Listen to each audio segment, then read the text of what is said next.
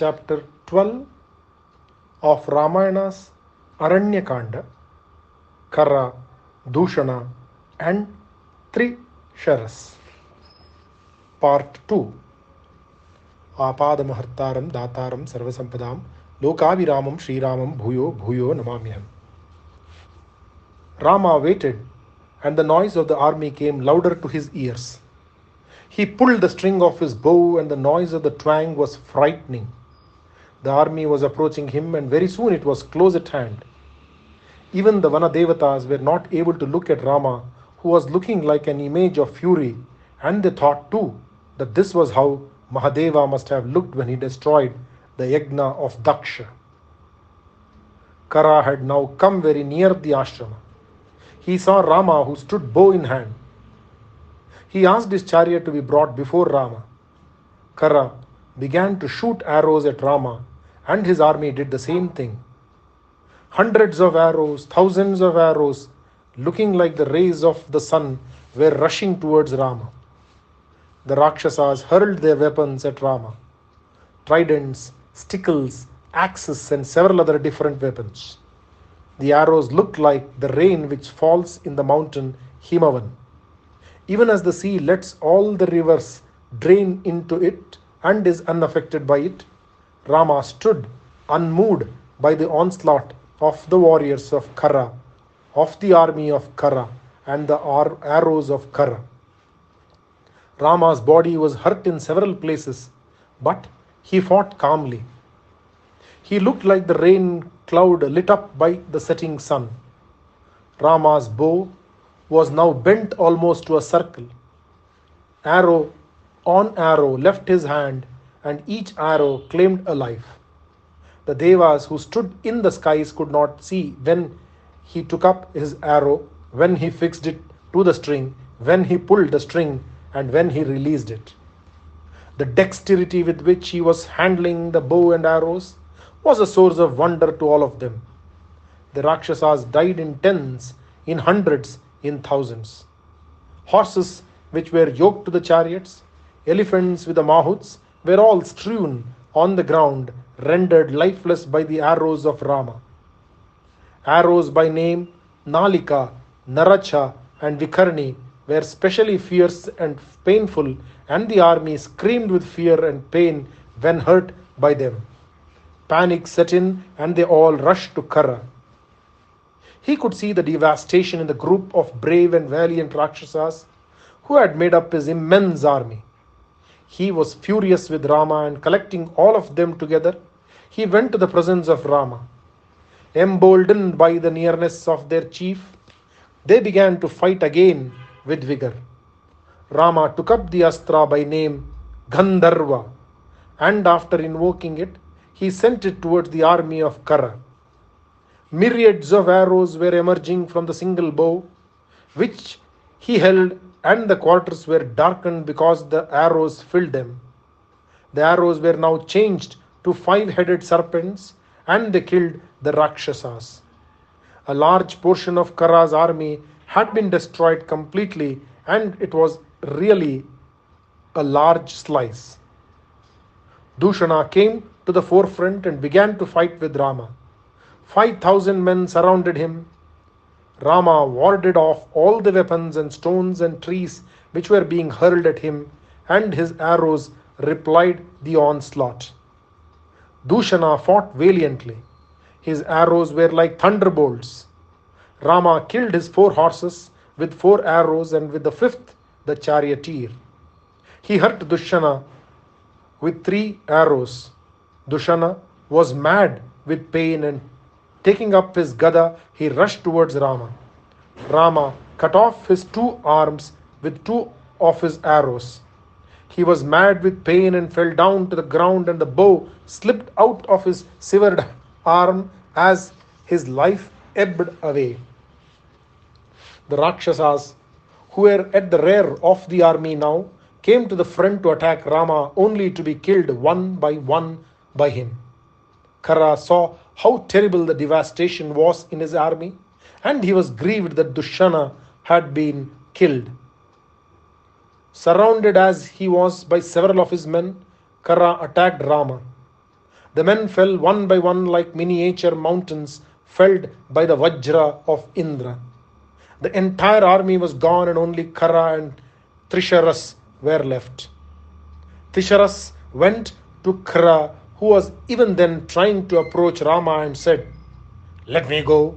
I will put an end to this man who has caused so much havoc in our ranks. I will be the death of him. If by some strange chance I should die, you can then avenge my death and that of all the others." Trisharas, spurred by death, approached Rama in a chariot. Rama received him with a rain of arrows. The fight between these two was glorious to watch.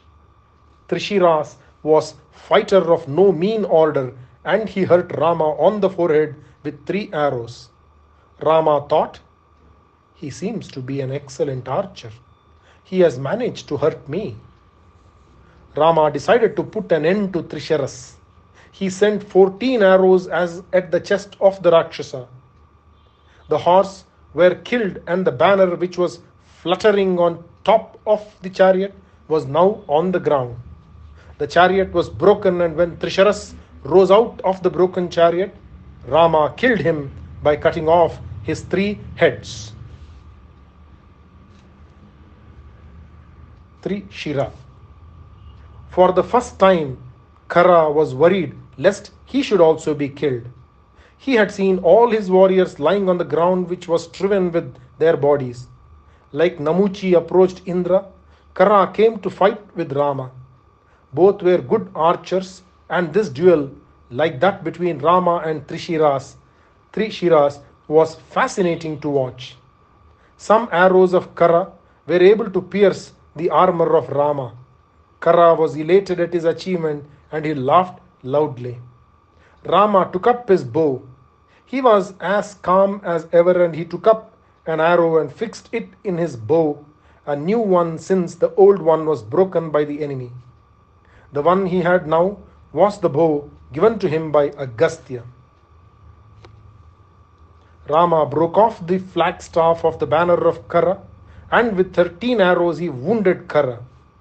Kara stood on the ground, and Rama spoke to him. "No one who has always been perpetrating cruel deeds and hurting innocent animals and men can go unpunished for his crimes. He should be killed like a snake which is poisonous and which bites without reason. In this Dandaka you have been killing all the people who have done you no harm. Your sinful acts will bear fruits even as the eating of poisoned food will take one's life away. I have been authorized to punish evildoers like you have been doing nothing but harm to the world. My arrows will enter your chest like snakes will the anthills where they dwell. You will now follow the several innocent people whom you have killed in the Dandaka. Prepare yourself to die, Kara." Kara was not impressed by Rama's words. He said, "Rama, just because you have been able to kill a handful of weak and powerless soldiers, you talk about it like an ordinary braggart. Wise men do not talk about their valor. Only Kshatriyas like you are in the habit of talking about themselves. I am standing here with my mace in my hand. Can you not see that I am firm as a mountain which cannot be shaken by the severest of storms? Remember, I am Yama with the noose of death in my hand. I could talk to you about so many things, but it is not wise. The sun is about to set, and I do not want this fight to stop in the middle. I want to put an end to you and your arrogance and then sleep in peace." Kara flung his mace at Rama. Rama split it into 1,000 fragments, even as it was traveling towards him in the air. Rama smiled a little and said, "With that Gada has fallen all your hopes of defeating me. You will now find a permanent place of rest on the ground. You will embrace the earth as you would a woman whom you have been wanting for a long time. You said you wanted to sleep in peace. Do not worry. I will grant you the sleep. As for the peace, it is not for you. You have lost all right to it. After your death, The inmates of Dandaka will wander around without fear in their hearts, and that is my mission, to rid this forest of you. Kara was wild with anger. He uprooted a big sala tree and flung it at Rama. Rama warded it off easily, and he now showered arrows at his opponent. Kara, with pain all over his body, with blood pouring him from his wounds, rushed towards Rama. Looking at his unsightly form, Rama was overcome with disgust, and he went back a step or two. He adjusted his bow, and taking up a terrible arrow and invoking Indra, he sent it towards Kara. It entered the chest of Kara, and the Rakshasa fell down dead, looking like Antaka, who was burnt by Mahadeva in the Shvetaranya. Flowers rained on Rama from the heavens, and the ground was strewn with dead horses, dead Rakshasas, dead elephants, broken chariots, and thousands of weapons of the Rakshasas, even as a Yagnashala is strewn with dharba grass. Lakshmana had been watching the war, and he now came out of the cave with Sita. He entered the ashrama, and his face was glowing with happiness. He was proud of his brother. Rama entered the ashrama, and Lakshmana saluted him by taking the dust off his feet. Sita saw her lord entering with a triumphant smile, lighting up his face, and she rushed to him and embraced him spontaneously. Again and again she embraced him, and tears of joy were in her eyes. Om Shanti Shanti Shanti. Jai Shri Ram. Shri Rama Rama Rameti Rame Rame Manorame Sahasranama Tattulyam Rama Nama Varanane. Om Shri Ramar Panamast. Chapter 13 of Ramayana's Aranyakanda. Ravana is told about Janasthana. Apad Mahartaram Dataram Sarvasampadam Lokabhiramam Shri Ramam Bhuyo Bhuyo Namamyam. There was a Rakshasa by name Akampana. He had somehow managed to escape unscathed, and he rushed to Lanka. He went straight to the Rakshasa monarch Ravana and said, "My lord, almost all the Rakshasas in Janasthana have been killed. Kara is killed, as also Dushana and Trisharas.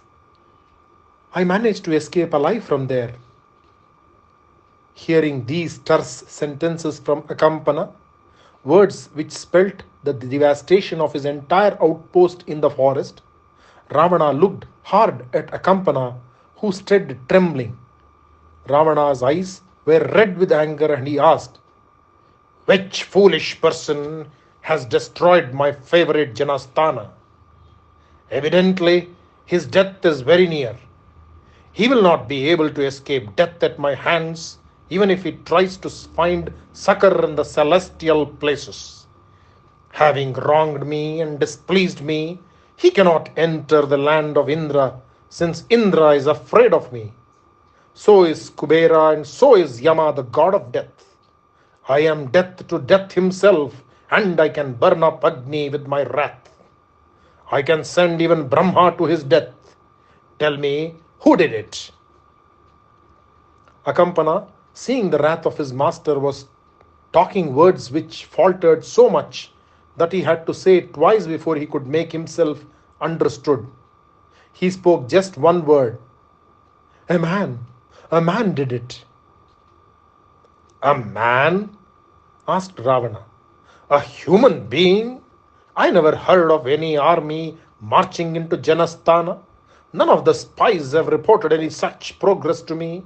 And you say a man destroyed our Kara and his army? How did it happen?" "Not an army, my lord," said Akampana. "It was a man, just one single man with a bow and arrows." Ravana stared at him, and he thought that Akampana had lost his reason. Akampana continued in his wavering voice, "Please listen to me patiently, my lord. It is unbelievable but true. I hear there was a king by name Dasharatha, and he belonged to the race of the sun. He has a son by name Rama. This Rama has come to the Dandaka forest. He is as strong as a lion. He is young and he has wide shoulders like a wild bull. His arms are round and long. He is dark and his fame has spread far and wide. He is valiant and he is a great archer. Single-handed he killed 14,000 Rakshasas and Khara, Dushana and Trisharas. All have been killed by him. Ravana still would not believe that such a thing was possible. He said, "Perhaps Indra has sent a host of his army to assist this man. Tell me the truth." "No, my king," said Akampana. "No one came to his aid. He is unbelievably powerful. He is a great archer. He seems to be conversant with all astras. He made me think of Indra while he was fighting. He is so glorious. He has a very valiant brother by name Lakshmana. He is equally powerful, though he did not take part in this war. He is just as handsome as Rama, and he is charming like the moon. Every arrow sent by Rama became a serpent with 5 heads and killed a Rakshasa. The handful of Rakshasas left alive are unable even to sleep, since Rama haunts their dreams. Janasthana is a wasteland now." Ravana said, "I will go at once to Janasthana and kill these 2 brothers, Rama and Lakshmana." Akampana said, "I would not advise you to do so, Lord. I will tell you more about Rama. His fame as a warrior is known in all the 3 worlds. He can stop the flow of a river with his arrows. He can destroy the heavens with the stars, the planets, the sun and the moon, if need be. He can, if he so desires, raise the earth out of the ocean if it gets submerged. He can plunge the world into the sea by breaking its bounds if he wants to. He can destroy the universe and create a new one entirely. He cannot be conquered by anyone, not even you. It will be like a sinner desiring to enter the heavens. In fair war, you cannot defeat Rama. I can suggest a method by which you can punish Rama. Rama has a wife and her name is Sita. She is young and she is beautiful. They say that her beauty is unequaled in all the 3 worlds. Her limbs are tender and delicately made. Her waist is slim. She is a jewel among women. No woman, whatever she is divine, whether she is divine or a Gandharva or Apsara or Dhanavi, can equal her in beauty. Need I say anything about human beings then? I suggest that you go to Dandaka and steal these women from Rama. He is so devoted to her that once she is gone, he will take thought and die, unable to live without her." Ravana considered the words of Akampana and said, "I like your suggestion. I am quite pleased with the idea. Tomorrow when the sun rises, I will go alone to the Dandaka in my chariot. I will capture Sita and bring her to Lanka." Ravana called for his chariot, and the golden chariot which had donkeys yoked to it came and waited for him at the doorway. This chariot could fly in the sky and it could travel far. Ravana went in it to the ashrama of Maricha, the son of Tataka. Maricha was now an ascetic and he had built for himself an ashrama. He was supposed to have spurned the comforts of a palace and preferred the simple life of an ashrama. He was excited at the thought of the emperor paying a visit to him, and he entertained him as best as he could with fruits and such like forest fare. He placed a seat for Ravana and made him comfortable. Maricha then said, "I hope you are well, and I am certain that some important reason lies behind this gracious visit of yours to my humble abode. Please tell me, and if I can, I will do what you command me to do." Ravana, the great warrior, Ravana, who had learned the art of talking pleasingly and convincingly, smiled at Maricha and said, "You are right. I have a reason for coming to your ashrama, asking you for assistance. Uncle, did you know that the entire army in Janasthana has been wiped out?" "Janasthana wiped out?" repeated Maricha. He was filled with wonder. "But how, my lord? Our army is invincible. Kara is there, and how can this have happened?"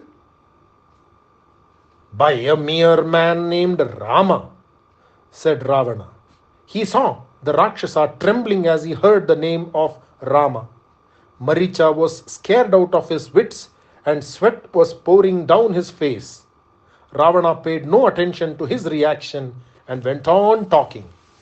"Evidently, Rama seems to possess some kind of power, or else this could not have happened. I wish to capture the wife of this Rama and bring her away to Lanka. I need your help in this. That is the only way to punish Rama." Maricha said, "Ravana, someone evidently wants to see you dead, or else he could not have spoken to you about Sita. Someone pretending to be your friend is really your enemy, and he has done this mischief. Have you insulted anyone, and is he trying to seek revenge thus? You are the lord of the world of Rakshasas, and someone is jealous of you and wants to make you lose everything you possess. The one who suggested this evil deed is indeed your enemy. It is like trying to extract the fangs from the mouth of a poisonous snake. Your attempt to steal Sita. Rama is not to be approached by anyone in warfare. There is no one like him. He is like a wild elephant which will crush you if you taunt it. He is like a lion which is sleeping. Do not try to rouse him. He is like a sea which is full of sharks and whales. Do not jump into it unwarily. Listen to my words of advice. I mean well. I have your well-being in mind when I speak thus. Go back to Lanka and go back to your beloved wives. Leave this Sita alone. Let Rama live happily in the forest. Do not have anything to do with him.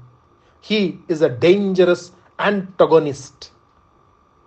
Ravana was not frightened of the prowess of Rama, which they all seemed to talk about. He listened with unconcern when Maricha spoke for his well-being. But he valued the words of Maricha and considered them to be those of a wise old man.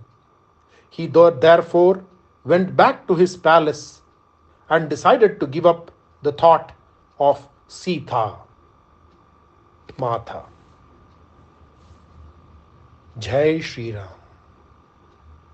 Shri Rama Rama Rameti Rame Rame Manorame Sahasranama Tattulyam Rama Nama Varanane. Om Shri Ramar Pranamast. Chapter 14 of Ramayana's Aranyakanda, Shurpanakha and her tale of woe. Apadam Hartaram Dataram Sarvasampadam Lokabhiramam Shriramam Bhuyo Bhuyo Namamya. Shurpanakha was desperate. Her brothers were all killed and their army destroyed. The Janasthana was now empty of her kinsmen, and she was frightened of the valor of Rama. She decided to go to Lanka and tell Ravana about the entire happenings in Janasthana. When she went to Lanka, her brother Ravana was in the council hall and she went there. Ravana was glowing like Indra in the midst of the Devas. His throne was made of gold and silver, and there were pearls, corals and gems which gleamed in it.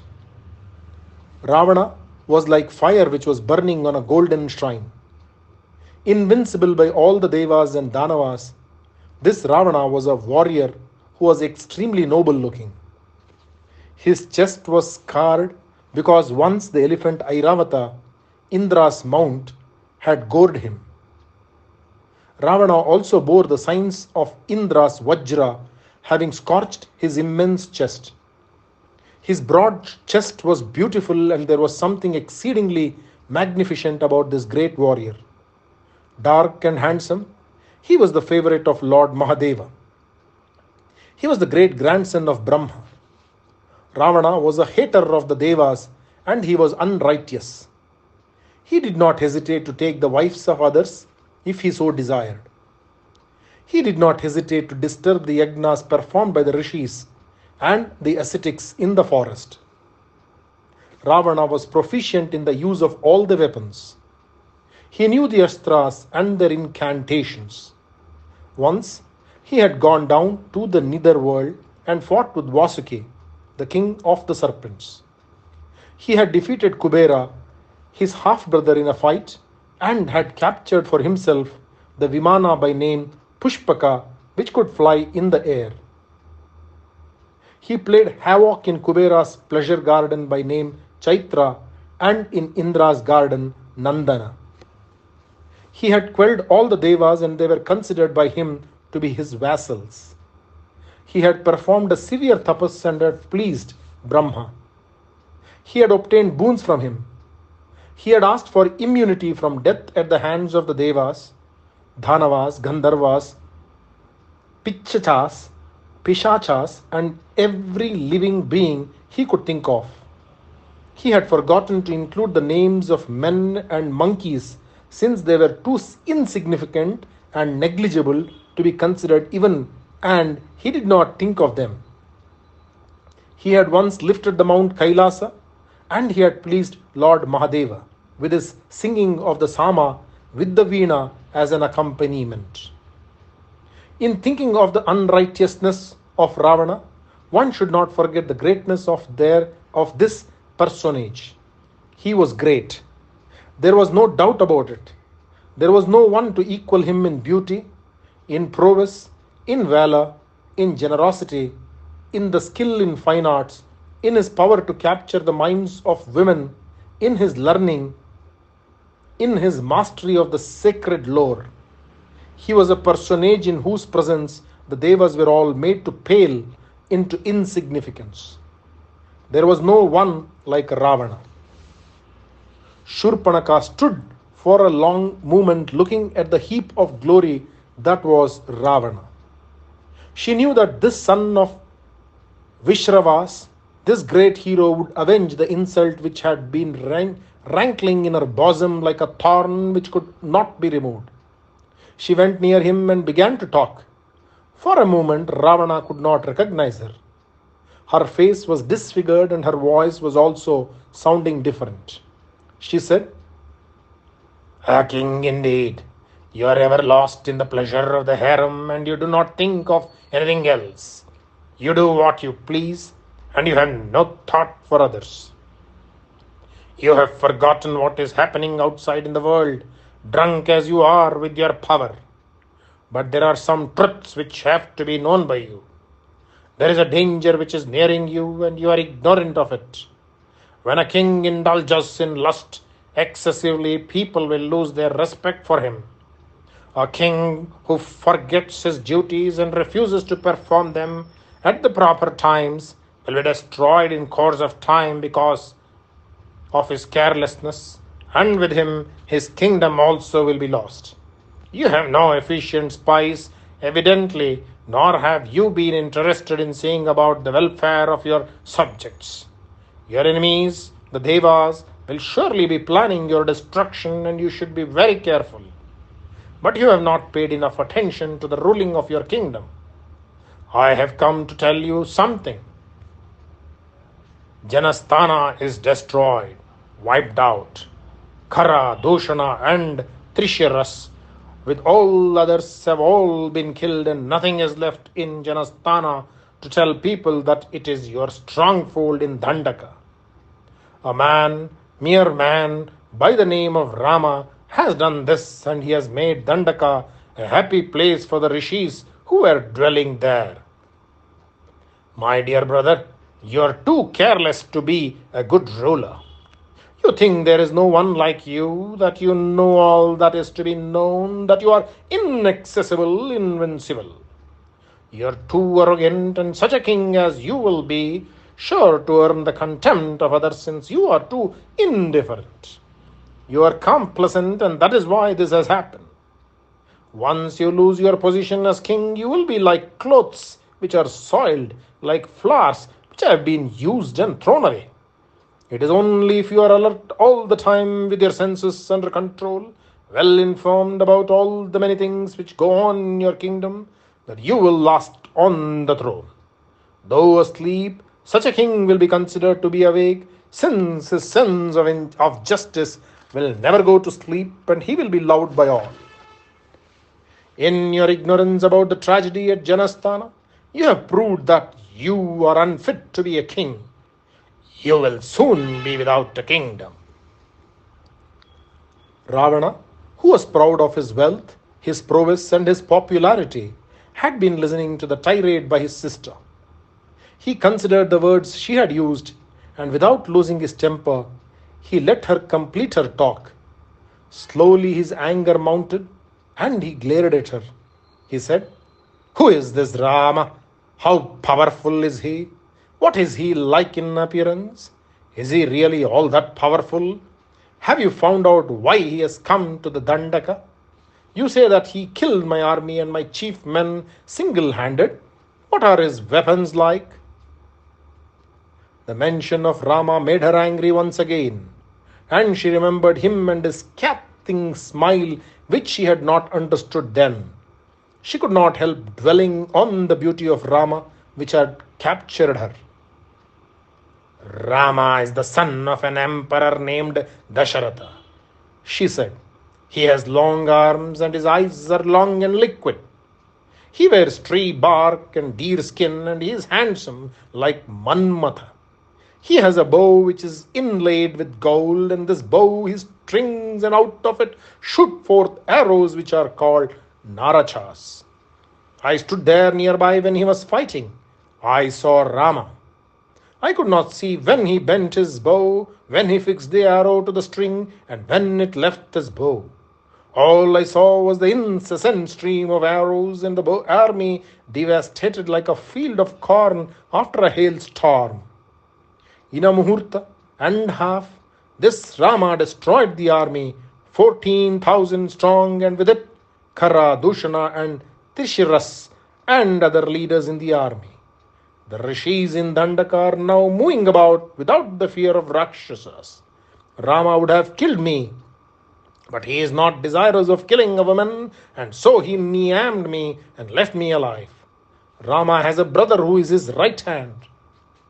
It seems to me it is Rama's very life which has taken a form and a name and moves about by the name Lakshmana. They are so dear to each other. He is just as valiant as his brother. He is devoted to Rama. He is efficient and he is invincible. He will never fail in a task he has undertaken. Lakshmana is wise and he is strong. Rama has a wife and her name is Sita. She is the daughter of Janaka, the king of Videha. My dear brother, she is very beautiful. Her eyes are long and large and her face is as charming as the moon. She is very dear to Rama and she loves him. She is bent on serving him. Her long hair, her nose is very finely chiseled and the tip is tilted up provocatively. Her thighs are so well sculptured it is unbelievable. I have never seen the like of her. She has the perfection mentioned in treatises on beauty. She is famed for her beauty all the world over and for her devotion to Rama. She is like a maid from the heavens. The forest seems to boast of a second Lakshmi by her presence there. Her complexion is that of a molten gold. I saw that her slender fingers had pink and rounded nails. Her waist is slim and her figure is quite the most captivating figure I have ever seen. No Yaksha women or a Gandharva maid or one from the heavens can equal her in beauty. There has not been born a woman as beautiful as Sita in this world. I am certain of that. This perfection, I thought, would be the ideal wife for you, and you the perfect mate for her. Your white chest is where her beautiful arms should find refuge. I tried to capture her and bring her to you as my gift, and that was when Lakshmana did this to me and meowed me for life. If you set your eyes on this charming woman, you will be stricken with the arrows of the god of love. If you think you can take her for wife, set about it immediately. Let your subjects be reassured that they have a king who will protect them. Kill that Rama and bring away his wife with you to Lanka. Brother, your prowess is well known. It will be an easy task for you to capture Sita after killing those two princes with your sharp arrows. You can be happy, and the Rakshasas will be without fear after you render service to them. If you consider my advice to be worthy of execution, then do not waste time. Hesitation is not necessary. You have to avenge the death of the thousands of Rakshasas in Janasthana and the death of Kara, Dushana and Trisharas. Jai Shri Ram. Shri Rama Rama Rameti Rame Rame Manorame Sahasranama Tattulyam Ramanama Varanane. Om Shri Ramarpanamastu. Chapter 15 of Ramayana's Aranyakanda. To Maricha's ashrama again. Apadamahartaram dataram sarvasampadam lokaviramam shriramam bhuyo bhuyo namamyaham. Ravana was lost in thought. The court was asked to retire. For a long time he sat alone in his chambers pondering on the words of Shurpanaka. His mind was dwelling on the description of Sita. Shurpanaka knew how to use her words, and Ravana was impressed by the plan suggested by her. He considered plan after plan, and after weighing each one carefully, he rejected it. He was not foolish enough to treat the valor of Rama with contempt, since he knew the story of his fight with Kara and his army. Ravana made up his mind to pursue a certain plan of action. He went to his stables and commanded his charioteer to get his chariot ready. It was the same chariot with the donkeys yoked to it, the chariot which could travel in air. Ravana ascended the chariot and crossed the sea which was raging underneath. Ravana was glorious to look at. He was glowing like a gem, and he was wearing earrings made of gold. He was wearing the softest of silks, and his eyes were full of thought as he considered how he should talk to Maricha. He had gone once before, and the Rakshasa had convinced him that his act would be an act of folly. But now, the added spur was the thought of Sita, and he had to make Maricha listen to his words. Ravana had to traverse a long distance, and the journey was interesting, since he had to cross many beautiful and picturesque places. Ravana's eyes were seeing them without his being moved by their beauty. His thoughts were elsewhere. Finally, he arrived at the neighborhood of the Nyogrodha tree, which had been considered sacred since the bird Garuda was said to have rested once on its branches. The tree was named Subhadra. Not far from that tree, Ravana came to the ashrama, which was where Maricha lived. Maricha, clad in tree bark and deerskin, saw the chariot of Ravana. He was full of misgivings, since he knew that some great event was bothering Ravana, or else he would not have undertaken this long journey to the ashrama. He hoped that it would not be repetition of the previous visit.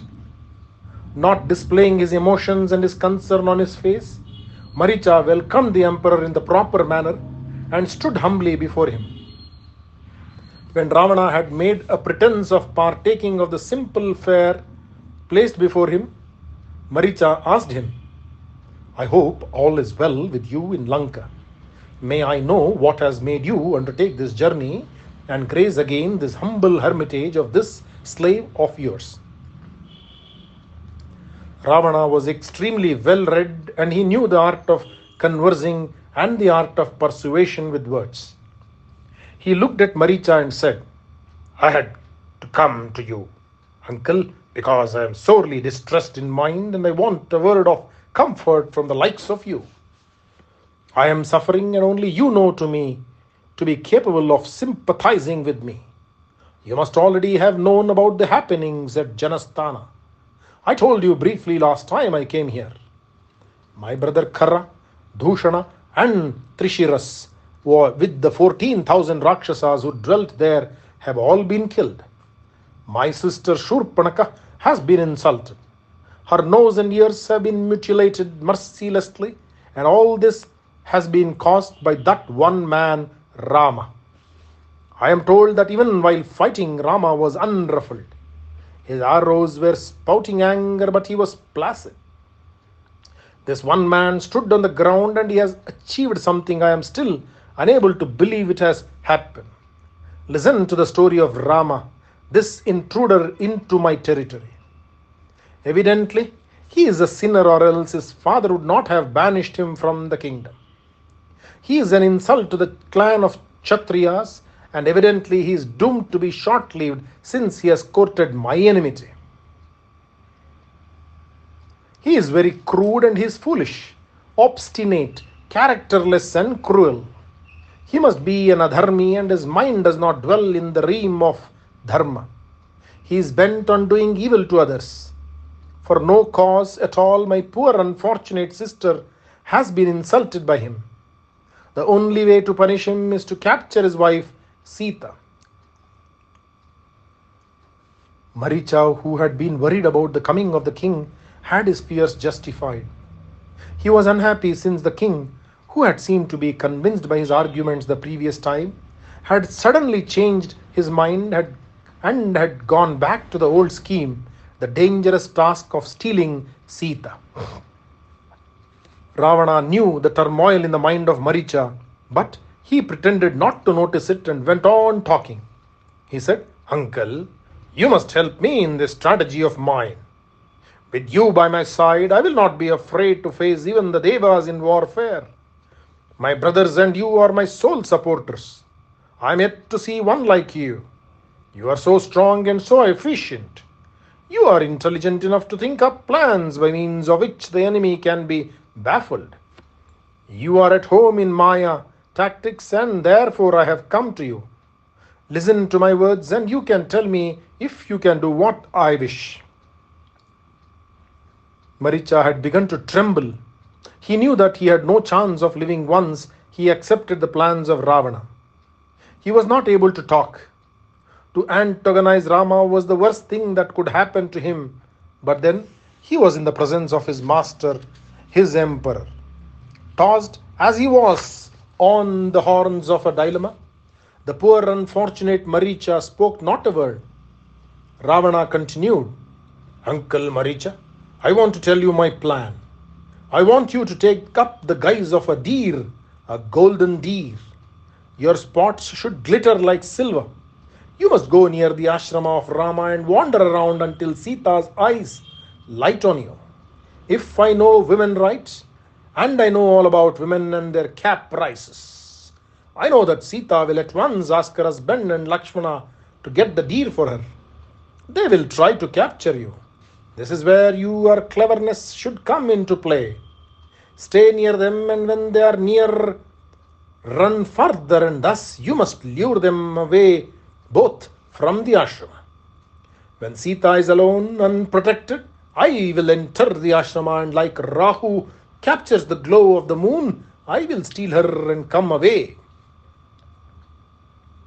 Rama will be heartbroken because of the loss of his wife, and when he is sunk in despondency, it will be easy for me to kill him and avenge the death of my men." Ravana looked triumphantly at Maricha.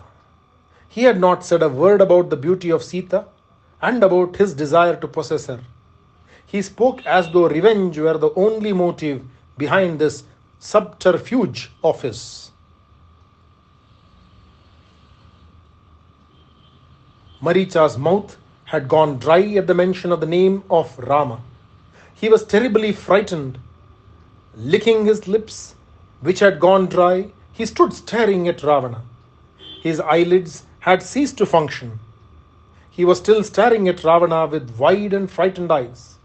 His mind was not in the task that was assigned to him, since he knew only too well the prowess of Rama. He said, "Ravana, my child, You told me that you would need someone to comfort you in your hour of need. I am that person. I am your well wisher, and my words are essential to you. You must listen to me. Jai Shri Ram. Shri Rama Rama Rame Tirame Rame Manorame Sahasranama Tattvalyam Rama Nama Varanane. Om Shri Ramar Panamastu. Chapter 15, Part 2 of Ramayana's Aranyakanda, to Maricha's ashrama again. Apadamahartaram Dataram Sarvasampadam Lokabhiramam Shri Ramam Bhuyo Bhuyo Namamyaham. With his palms folded, Maricha stood humbly before his emperor and continued. You are the emperor and you are surrounded by sycophants. They will speak words which are pleasing to the ear and which will flatter you. It is rare to find a courtier who will tell you what is good for you and who will speak the truth. It is also rare to find a man who will listen to such words. Evidently, your spies have not done their work properly, or else they would long ago have told you about the coming of Rama to Dandaka and about his valor. Rama is a great warrior. He is more powerful than Indra or Varuna. He is the home of all good qualities. How could you expect him to leave the Rakshasas alone in the forest without destroying them? I am telling you now. If you want to leave, abandon this aimless plan of yours. It is foolish. Sita will become your death. Because of her, you will go through untold suffering. You have been willful and there is no one to control you or to advise you. I am certain that Lanka will be destroyed, and with Lanka, you and all your Rakshasas. You are not able to think far ahead, and that is why you have come to this decision. You have not heard about Rama, not correctly. Someone has been telling you lies. He is not an adharmi. His father was deceived, and because of his desire to save the reputation of his father, Rama came to Dandaka forest. He is Dharma personified, and it is not right to cast aspersions on his name. How can you possibly think of stealing his wife? It is like falling into blazing fire without realizing that it will burn you up. Sure as fate, you will be killed. Do not attempt this foolishness. Sita cannot be separated from Rama. She is dear to him, and he is her very life. She is the wife of a great warrior, and she is like the flame from a sacrificial fire. Do not try to touch her.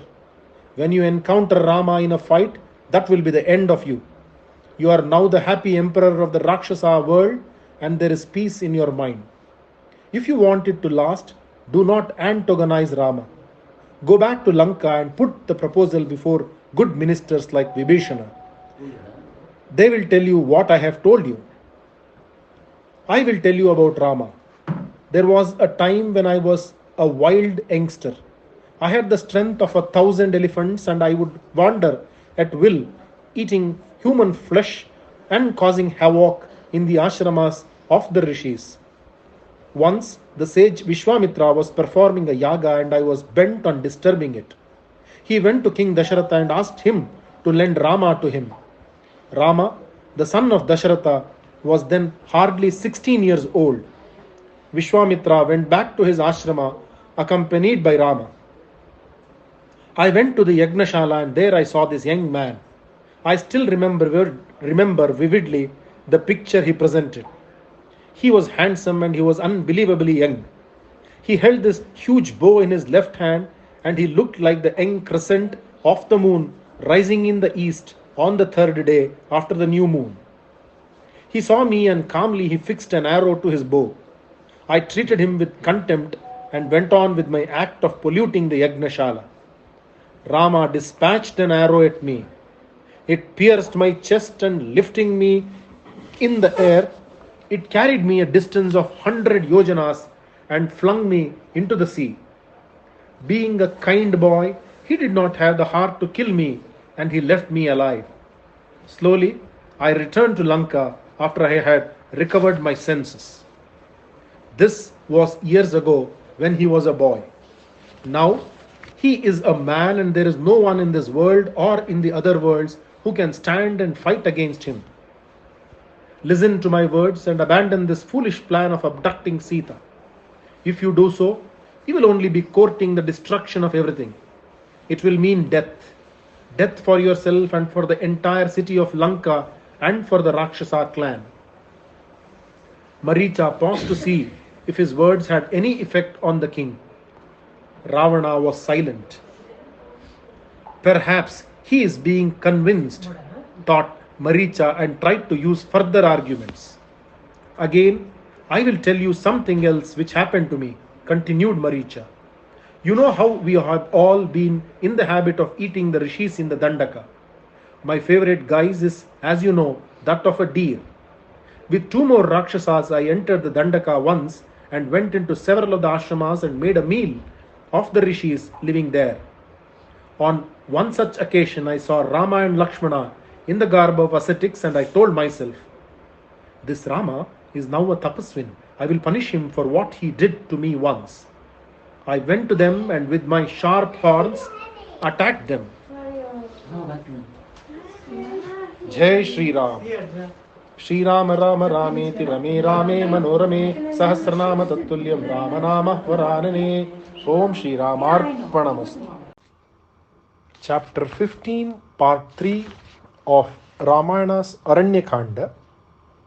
To Maricha's ashrama again. Apadamahartaram Dataram Sarvasampadam Lokaviramam Shriramam Bhuyo Bhuyo Namamyaham.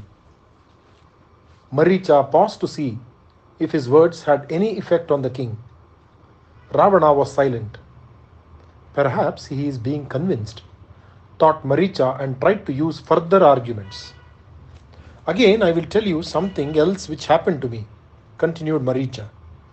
You know how we have all been in the habit of eating the rishis in the Dandaka? My favorite guise is, as you know, that of a deer.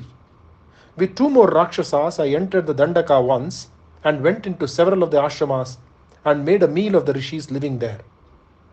On one such occasion, I saw Rama and Lakshmana in the garb of ascetics, and I told myself, this Rama is now a tapaswin.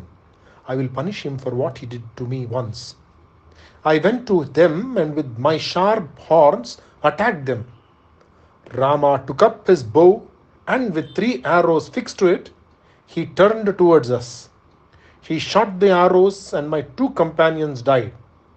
But I managed to escape. My life had been spared twice by this prince, but I gave up all my Rakshasic nature since then, and I have begun to dwell in this ashram. I have become a sannyasi, and believe me, even now, when I set my eyes on a distant tree, I see Rama there in his garb of an ascetic. Everything seems to me to be like Rama. Words even which begin with the letter Ra frighten me. I know about Rama and his Vela. It is not good for you to make an enemy of Rama. Avoid him at all costs. If I listen to you, I will be killed. You will also meet with death at his hands. As for the tragedy at Janasthana, something tells me Shurpanaka is the cause of it. She must have taunted the brothers and must have been punished for it. To avenge that, Kara must have been incited by her to fight with Rama. I see no wrong in the behavior of Rama. Ravana, I am talking to you as an uncle and not as a subject. I want to see you live long with your wife and with your sons. If you do not listen to me, I assure you, it will be the end of you and all those who are yours. When a man is doomed to die, he does not relish the medicine which is good for him. Even so, the words of Maricha were not welcomed by Ravana. His tact and his diplomatic approach were gone now, and Ravana was very angry. Prodded by fate, Ravana spoke harsh words to his uncle. He said, "It is no use, Maricha. Your words will have no effect on me, even as seeds will not sprout in barren land. You can never convince me about the prowess or valor of that sinful and stupid human being. I am not afraid. Think of the banishment of this Rama to the forest. An old man listens to the words of a woman, and because of that, this Rama of yours is ready to give up his kingdom, his mother, his father, and all those who are near and dear to him. He comes to this dreadful forest and lives here. He has not the courage to defy the women who wanted him banished. Such a man, you tell me, is a hero, and you want me to believe it? It will not do so. I will not do so. I still wonder how Kara could have been killed with this immense host of Rakshasas. Maricha, I have made up my mind. Sita has to be abducted, and you have to help me to carry her away. No one can make me change my decision. If I had asked your counsel as to the wisdom of my action, then you could have come out with all these arguments which you have advanced. But you are here only to obey me. You seem to have forgotten that I am your king and that you should talk to me humbly. Instead, because you are older than me and because I treat you with respect, considering you are my uncle, you are overstepping the privilege I have granted you. I do not need your concern about my well-being. I can take care of myself.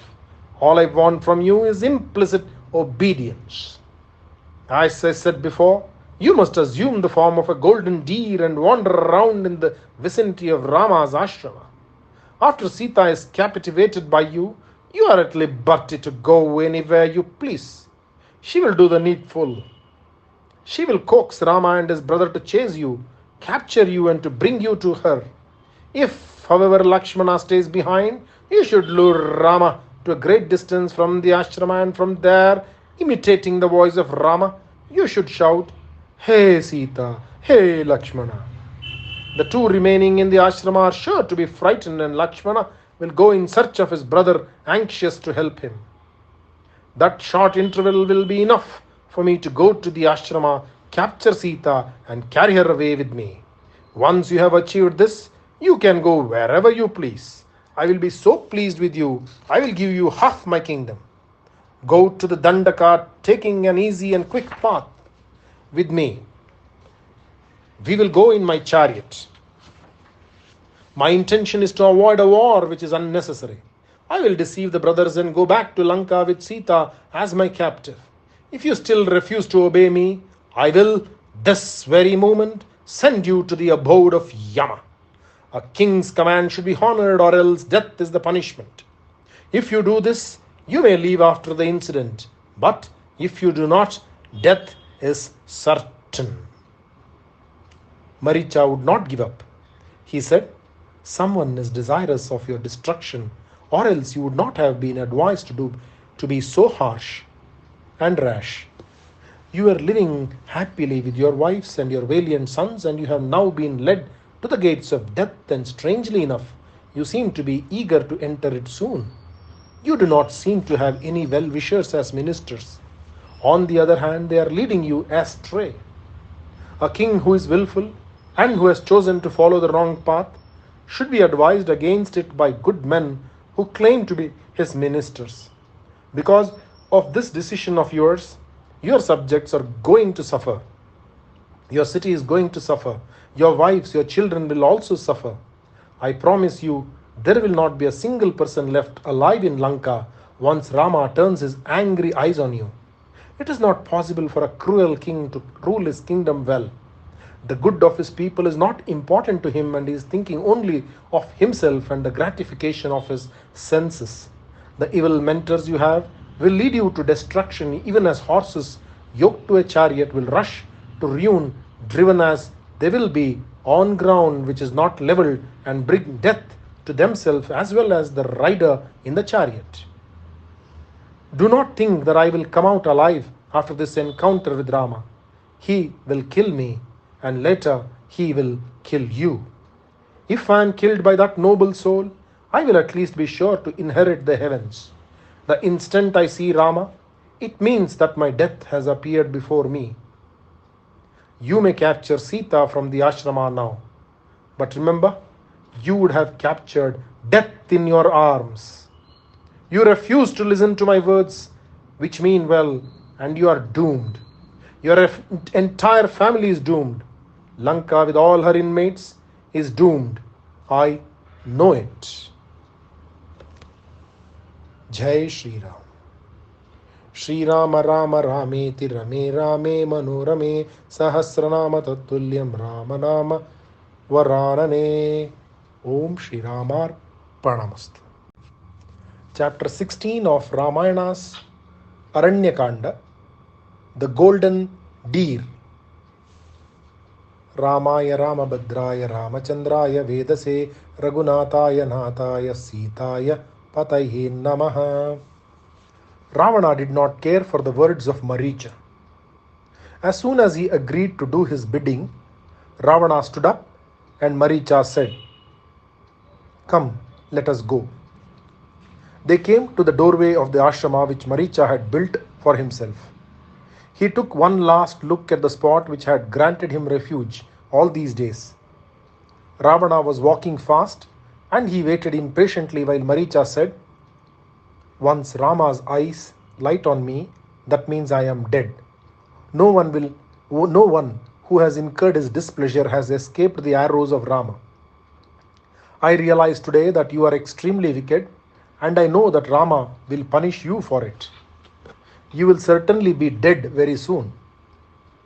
Ravana did not hear a word of what he was saying. His mind was far away.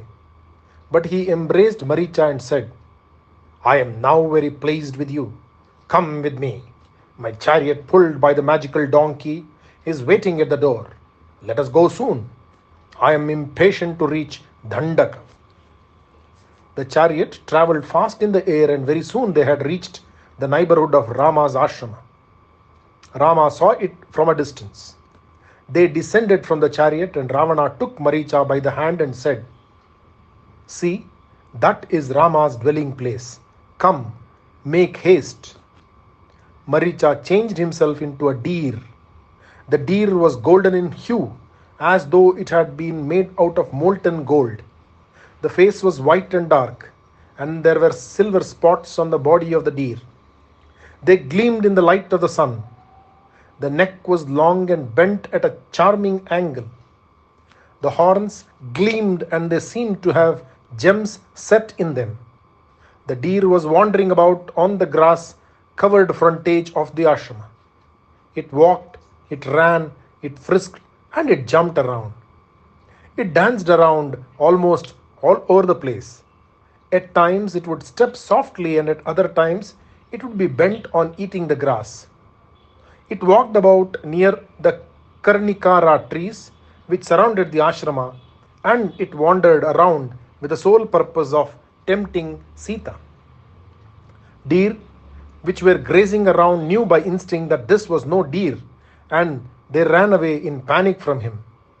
Maricha would have loved to eat one of the many deer which were there, but he knew he could not do so. Sita came out of the ashrama to gather flowers for worship. She came near the shrubs which were laden with flowers.